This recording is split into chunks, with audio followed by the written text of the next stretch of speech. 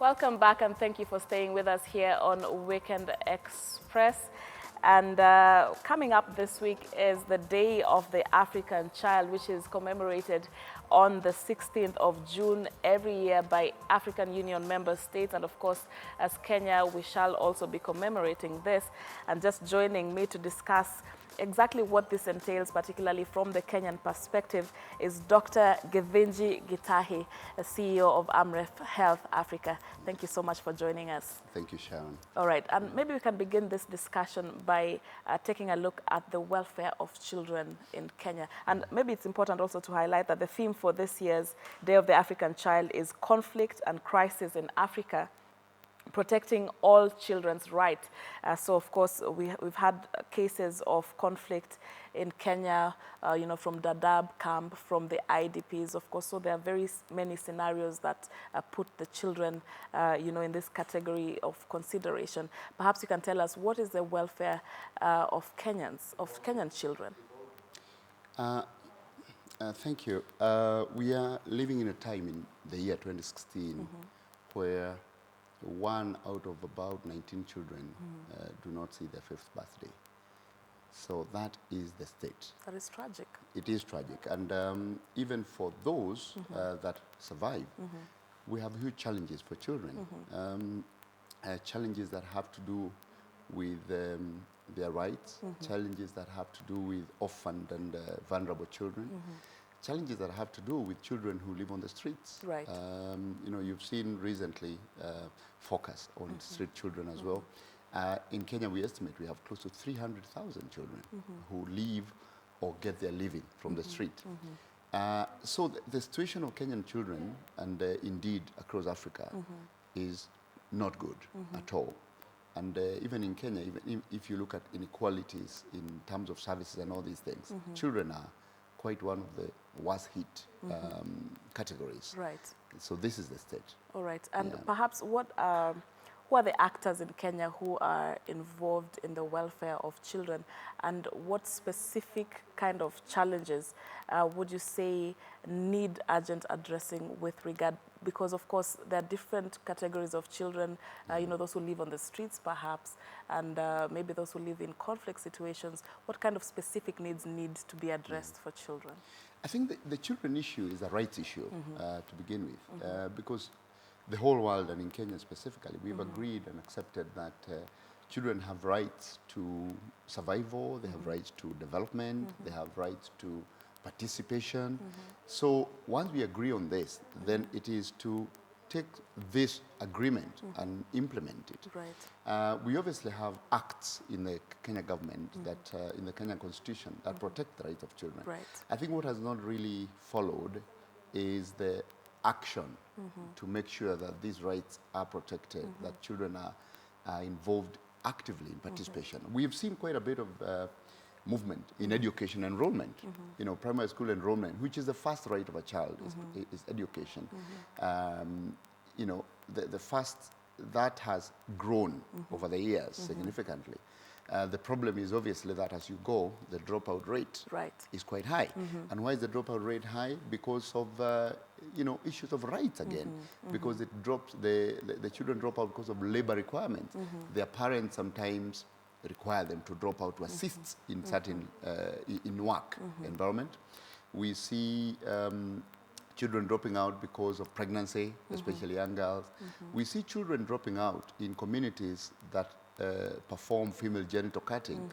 Children are dropping out of school because they have undergone female genital cutting and now they are ready for marriage. So the issue of early marriages again comes up. So there are all these issues. Right. Yesterday I went up to a school. I sit in a board in a school up country. Right. And I went there, and one of the issues that took a lot of our time discussing is the issue of children getting out of school because they're day school and going to ride border so that they make a living for the day. So Which of is course just raising issues of how even poverty and unemployment are Yes, affecting children. absolutely. Right. So they forego school for a living so that they're able to get bread for the day. And we have a lot of children in this country who are orphaned or vulnerable. And the estimate is about 3.6 million children in this country. are classified as orphaned or vulnerable. So it is actually not a very good state that we are in, and so many years after independence. Right. Yeah. And of course, the children, of course, in Kenya, they're not living like in their own space. So how would you say the ongoing, even political temperatures affect the welfare of children? We saw just the other day, of course, a very outright example is how we saw 2 children actually getting shot, you know, in these ongoing demonstrations. Like political temperatures, how would you say this also affects children in effect? Yeah, the theme of this year of the Day of the African Child has actually to do exactly with what you're asking, which is how to handle children in conflict and crisis. And the reason this came up with the African Union when this day was started several years ago in commemoration of the 1976 uprising in South Africa was because we have a lot of countries in Africa that are in turmoil. And they're in turmoil largely because of political interests. You know, that is really the issue. If you look at South Sudan, it is political interest. If you look at Somalia, it is political interest. So if you look at all these other countries where there is turmoil, now the key, and Kenya, if you look back to the post-poll violence as well, it was political interest. And even now, what we are seeing, the political temperatures, children are getting involved. Now, the key issue with children is that, number one, is that children have a right to live within a family or to have a family guidance. Now, in this area, if the parents are not are not taking care of the children then end up leaving the home and getting onto the streets, getting onto the rallies. They leave school, they go onto the rallies, because there's no real oversight or in terms of making sure the children are protected. Children also get recruited, Sharon. They get recruited by people. We have child soldiers even child soldiers. We have child, it's not impossible to actually find political people going to areas and getting children to come and fill up their rally. And that is a criminal offense. We saw recently, some years ago, children demonstrating against a school. And because some of the land was claimed to have been taken. And what happened to those children? They were tear gassed. And that is a criminal offense. So children must never be recruited for war, for demonstrations. They must never be recruited. And that's a basic So even issue. the school by itself, just getting the children out there to demonstrate for that was wrong. It is against the law. It's against the international humanitarian law, because children must be let aside. And that is why even within the law we say children must not be involved in war. They must not be recruited to even, communicate or manage roadblocks. And schools must not be bombed. It's against the international law to actually bomb a school, bomb a hospital. It is so that you protect the right of the child to access education, to access healthcare. So even as you see these things happening, the politicians must be aware of these issues and ensure that where they're doing these things is away from a school.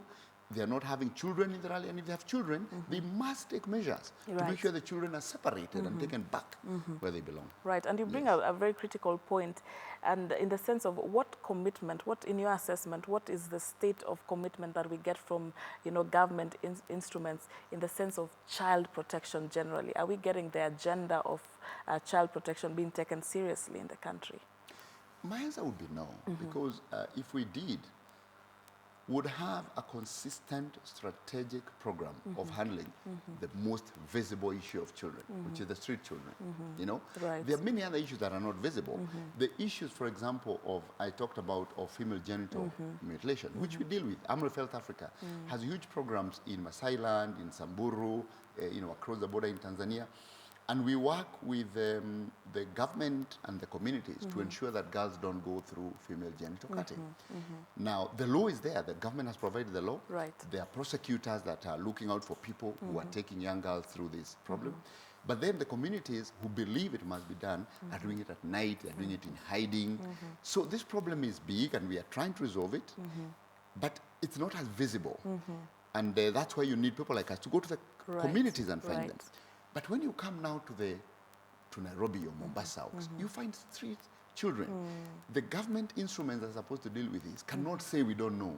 They cannot and we say always hear about a budget to deal with street families, but the visibility of what goes on in yes. terms of that project is a sense that many people are really yet to see, I guess. Yes, because it's not, you know, the problem is that it's not easy to do these things. We have a project as Amref South Africa in Dagoretti, which is called Dagoretti Child in Need Project. And we take street children from the Dagoretti area. We've rescued about 25,000. And we take them, we rescue them, we rehabilitate them, Right. we reintegrate them to the society, we resocialize them. We call it the 4R model. And it takes time, it takes patience, it takes funds. Right now, you know, we appreciate because most of these funds come from the government of Italy, Right. you know, through funding. Why? The government here should be able to provide money for this kind of thing. Right. Where they're successful model, the government should be able to say, that is successful, we'll fund it, we'll support it and scale it. But when you have a project like that that's successful, but the government still puts money aside into a department, and they don't actually call stakeholders to say, what do we do with this problem? Right. These are the challenges. The challenges is that there is no strategic, consistent, executable program to do it. So we talk about it, we allocate money, but what is below that money? There's not much. That's why we have children on the streets and no one is picking them, because even after you pick them, if there's no process of what to do with them, they'll end up back on the streets. Yeah. And just talking about, you know, protecting all children's rights, particularly in conflict and crisis situations in Kenya, perhaps, what would you say are some of the challenges that children who live in IDP camps face? Excuse me. The challenges are actually severe and shocking because number one is sexual violence. Children who are in conflict areas face a ridiculous risk of violence.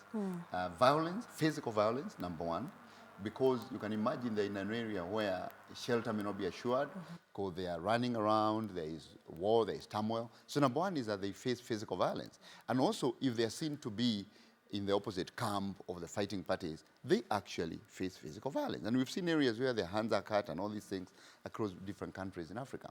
The next biggest area is sexual violence, because children below 18 are not in a place to give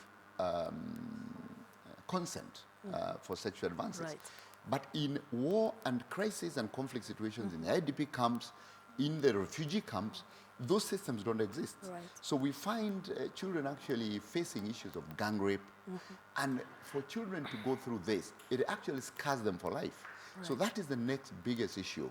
And of course, the other issue is that they lack the access to education, and they lack access to healthcare under those circumstances.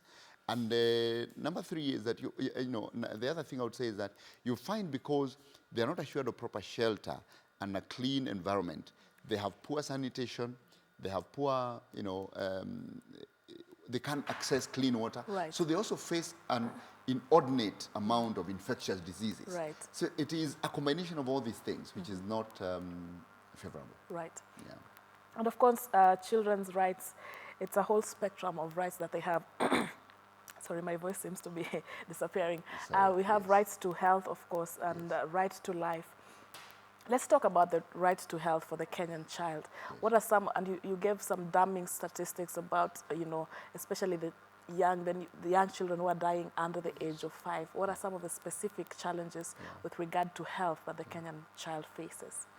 The key challenges, if you look at what is killing children when they are young, one thing is infectious diseases. The key killers are pneumonia, malaria, and diarrheal diseases. Then you ask yourself the question, are these preventable? And there's a big tick, yes, they are all preventable. Right. So then you ask the question, then why are we losing so many children? Why are we saying that 1 in 17 or 1 in 19 children are dying before they get to the age of 5? It is because when you see where the children are living, there's this big gap between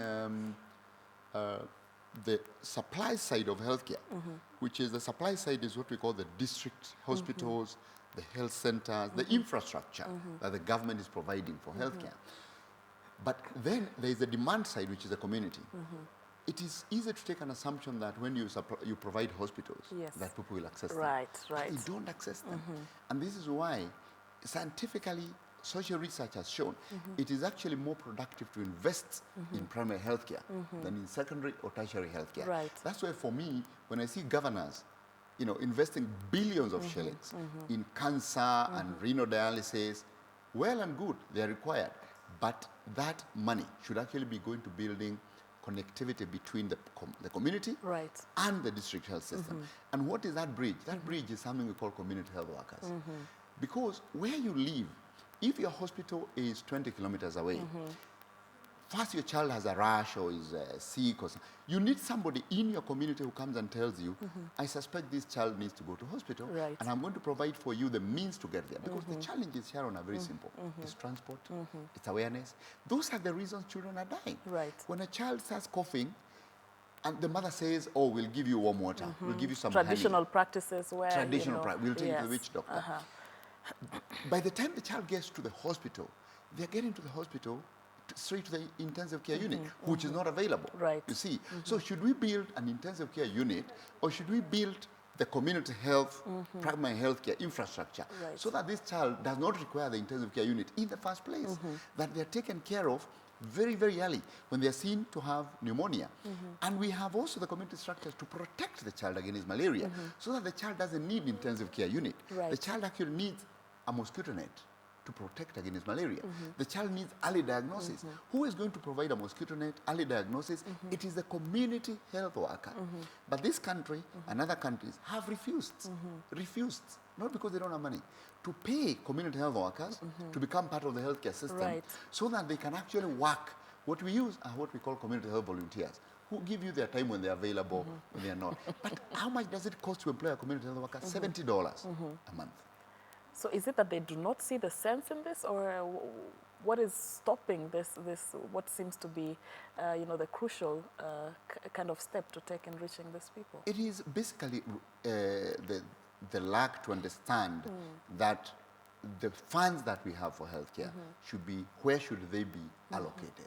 Where should they be taken? Because part of also the reason why children are dying is because mothers are dying in pregnancy. Many mothers die in pregnancy and they lose the child at the same time. It's also part of this damning statistic. And it still has to do with, can the mother leave her farm, go for an antenatal visit to the hospital? Does she get the necessary vaccination of tetanus when she is due? Does she access a skilled delivery assistant? And that doesn't have to do with what I saw being launched of big hospitals, dialysis, cancer. We are putting up theaters across this country. We are putting up ICUs. We are spending 38 billion putting up those things across the counties, which is all fair and good because people need those. But people must remember that if you took that money and put it down to the community health workers, that is where it has the biggest impact. But you see the problem, and I think this is the problem, is that we look at investments from a political point of view. It's about visibility. What is going to give you mileage? Mileage. So when you build a road, you are able to show your people, look, the road I did. And you're able to call the media to launch it. You get. But when you actually train community health workers in a large scale, what do you show the media? Who is going to see? What do you show the media? You tell people that, these 10 community health workers, I have brought them to help. I brought them to help. And how do you show the result? It's difficult because you have to wait to show the result over time and say, this number of children needs to die, this number of women needs to die. Now with this, look how we have reduced that. But that's not a visible political gain. This is the problem of allocation because everyone wants to build a building.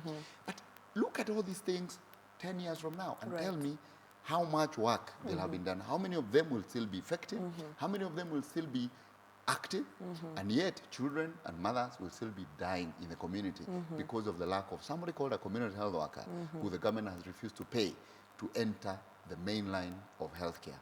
So essentially we have our priorities wrong. We want to have this flashy building on top, but the foundation, which is critical. Is weak. And there's the issue of child protection. In the sense of, being vulnerable to abuse, be it physical and sexual. And just the other day, my colleague and I just did a lengthy report on showing how young children, young boys even, are vulnerable to sexual abuse. And usually, it's by people who are very close to them, people they know, their guardians and all. What steps are necessary to protect the children from this kind of physical and sexual abuse? It is a very difficult issue, especially from what you've said, that most of these are actually perpetrated by people who are close to them. So it has a lot to do, one, with the empowerment of the children. You see, these issues, the children need to know what their rights are to begin with, so that they're able to say no and know that the law protects them. You see, the problem we have now is if, and it is also tied to poverty, because if you look at a child who is hungry and you go and tell them, I'm going to buy you food, and therefore let's do this, that child sees the value of the food as bigger than their survival. True. So it is tied down to poverty. It is tied down to what I talked about earlier, which is orphan children, orphan and vulnerable children. Right now we've been dealing with this, and we have like 130,000 orphan and vulnerable children under our care through a US aid funded program, you know, across Eastern and East province largely. And the issue is about first making sure that you identify orphans and vulnerable children, because those are the ones who are most vulnerable to this kind of attack, because they're also the ones who are vulnerable to child labor. So first identify them and provide a social approach to taking care of them, so that first their basic needs are taken care of. When you give a child food, you give them education, you reduce their risk of this kind of violence, sexual violence, by more than half. By first taking care of their needs. The next thing is then educating, including some of these issues in the school curriculum, so that when a young child gets into primary school, in their textbook in class 1, they are taught about what you must not do, what you must not allow to be done to you, what your rights are, because then they're able to say no. When you take a girl and a boy and take them to school very early, and now we are working with the government actually, and the Ministry of Gender, as Amref Health Africa and other development partners, to include the issue of female circumcision in the school curriculum from class 1, so that when the girl goes, by the time they're being told by their parents that it is a Maasai tradition for you to go through this, they're 10, they'll say, my teacher said no. And you know, children believe in their teachers strongly. So all these issues have to be brought to the school curriculum. We have to ensure that the students, the kids access school, so they access the materials. And then we have to ensure that those kids are protected socially, to ensure that all their rights and their needs are taken care of. That makes them less vulnerable to this kind of violence. All right. And maybe lastly, Daktari, what are some of the, in your assessment, even as we mark this day here in Kenya, what are the immediate things regarding the rights and children in Kenya that we need to address, as someone who has dealt with, you know, the health of children across the country and with the many projects that you're engaged in? The first area is, as I've said, and we've discussed, and you raised this issue, is about ensuring that children are not vulnerable. And that is first identify these children who are orphaned and vulnerable and provide a social program for them that ensures that they have their basic needs, which include education, healthcare, and it is sustained and it is expected by the children, so that they stop being vulnerable. That's the first thing that we need to do. And we have the statistics, we know where they are, we know who they are, but now you cannot do it alone. So the government needs to go to development partners, UNICEF, Amref Health Africa, and others who are dealing, Save the Children, people who are dealing with this area, and say, let's sit together.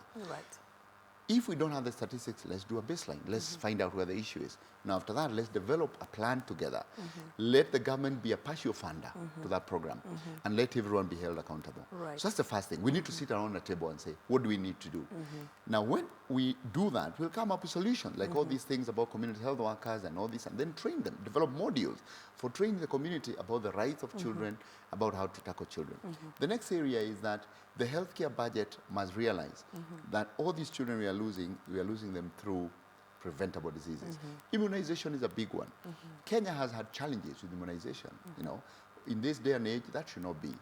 And we've had, you know, like what we call like the rates of success are falling back in some areas. So we must put effort here. And I'm glad that the government, the Global Vaccine Alliance are looking at these issues and to ensure that every child is vaccinated.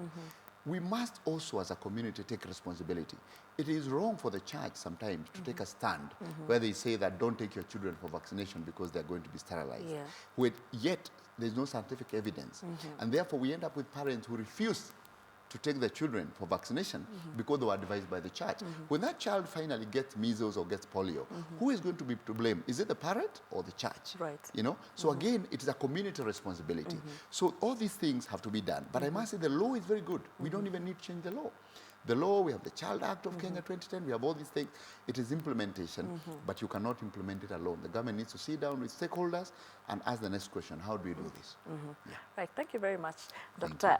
Githinji Gitahi, for making time to come to share this with us. Yeah. And yeah, we shall continue this conversation. Thank you very much. And that's where we end today's edition of Weekend Express. Thank you so much for watching, and do enjoy the rest of your Sunday. I'm Sharon Momanyi. Good morning.